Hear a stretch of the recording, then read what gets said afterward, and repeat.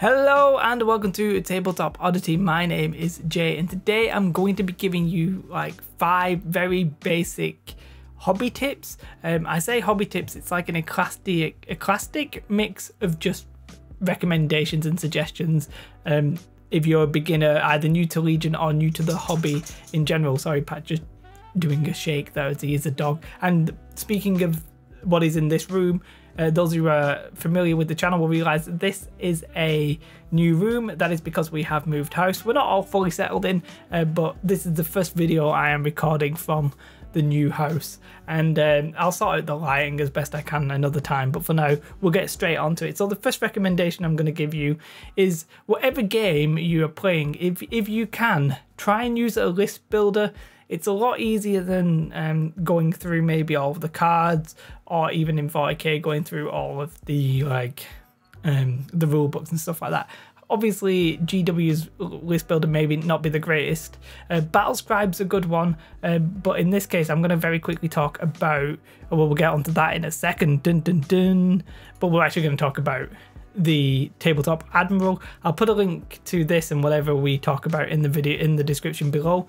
But this, yeah, you pick your faction, you make your list. You know, we want Darth Vader, Speeder Bikes, whatever you. And the good thing about it is that unless you see what upgrades they can definitely take, so you're less likely to make mistakes once you you know, once you're building, you're actually going to use this at a tournament or something. Also, when you are trying to calculate the points, this is going to do it automatically for you, so you're not going to go over the points. It just makes starting easier. Now, on certain ones they won't necessarily be able to give you all of the rules, but hopefully you'll sort of know vaguely the rules anyway.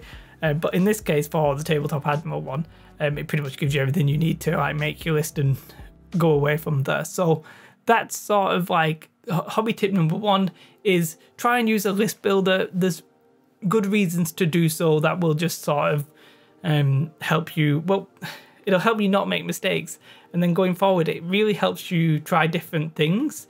Like you don't have to, it takes the guesswork out of it basically. I remember when I used to play Warhammer Fantasy, you never knew how many Dark Elf spearmen to put in because you didn't know where you would end up, so you'd try and fit in your core bits that you wanted, and then you'd have to sort of like scramble to like fit the rest in, so it was all a little bit awkward, whereas this takes that away. So that's hobby tip number 1, and we'll just go straight on to hobby tip number 2. Hobby tip number 2 is sort of 2 tips in one, because I've lost my mouse, which is awkward. It's the Citadel, well, it's paint apps or just apps in general, but I really like the Citadel painting app. Now, it's only really good if you're using Citadel GW paints, but it's fantastic.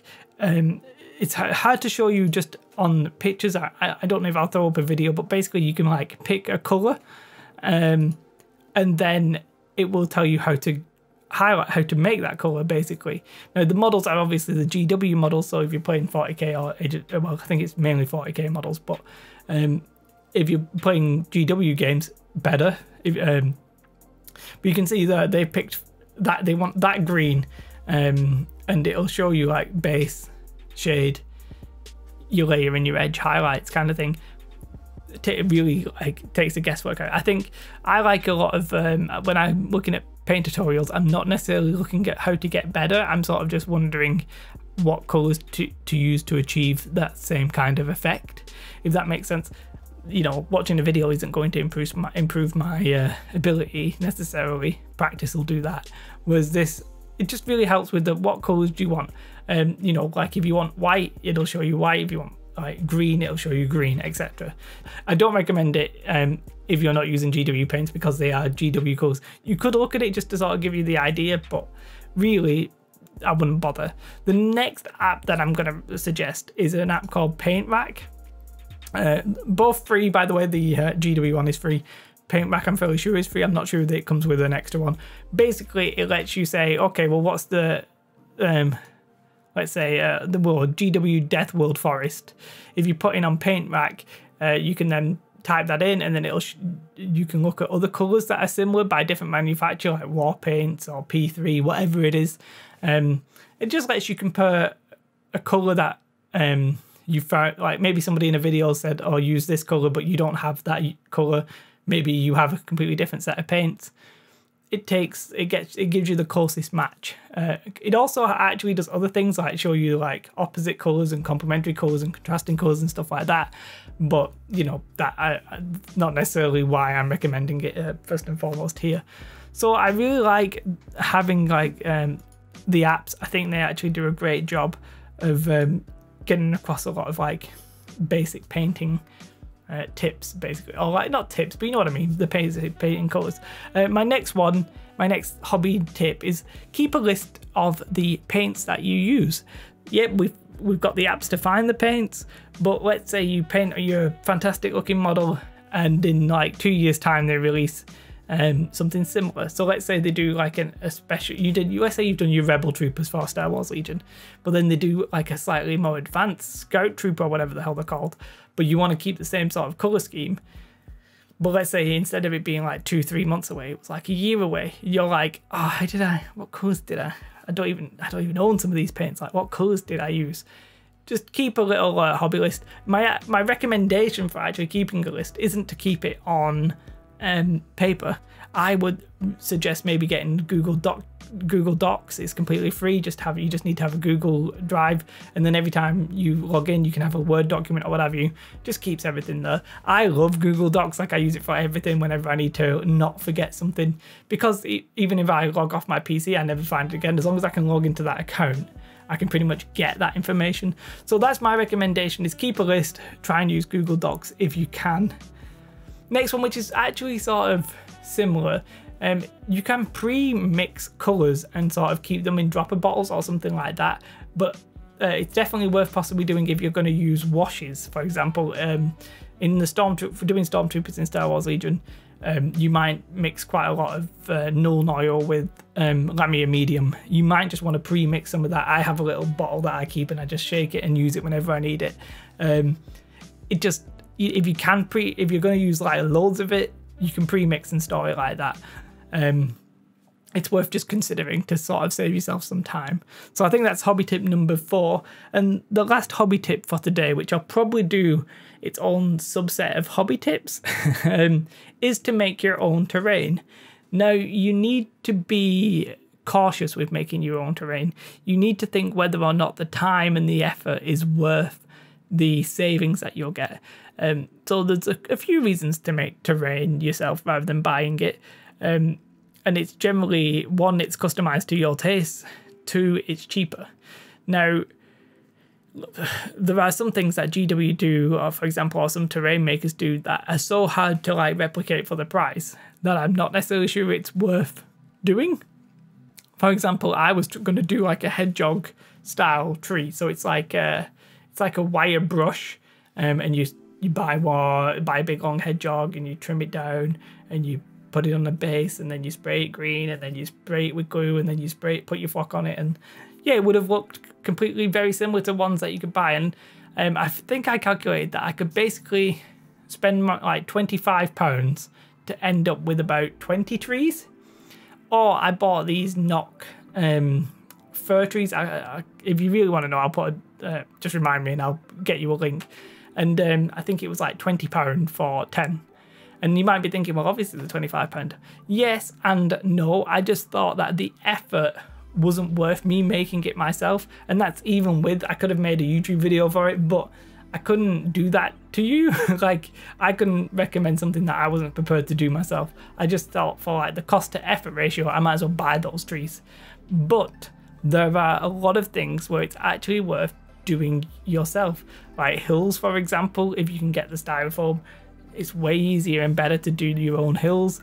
Even it's weird because the buildings, like 3D printed buildings, if you've got a 3D printer, are like so good. But if you're like talking like the GW Gothic style buildings, you can do really easy, simple buildings with foam board. So like that's definitely a cost and effort ratio I'm all for.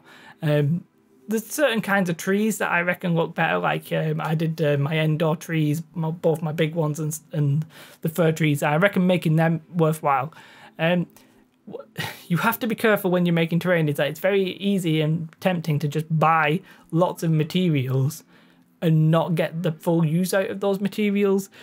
Basically have a plan and try and stick to it. So in the future, what I'm thinking about doing, I'm thinking about picking like a Star Wars Legion, like a Star Wars planet, and we'll go through all of my thought processes like in a sort of vlog style, where it's like, why am I doing this and how am I going to achieve that? And hopefully at the end we'll end up with a nice looking board. But I'll take you along for that journey, and this will make more sense, because I already know that there are some points where I might either buy the thing or I might 3D print it, which is sort of like buying the thing basically. But terrain definitely makes your battlefield a lot better. I also personally recommend a mat rather than making a table yourself, but that actually all comes down to like time and space and money and stuff like that. I don't have the space to have my own boards, so for me, a mat with terrain on top, fine, you get a nice looking board. So that's it. And what I'm talking about, what I might do in the end is do like my 5 hobby tips for making terrain, because you know I've probably got a few little tips that I would recommend. I can already think of a few, but that's it. They're just like 5 very basic tips, just to try and like make your games better or make your life in the hobby easier.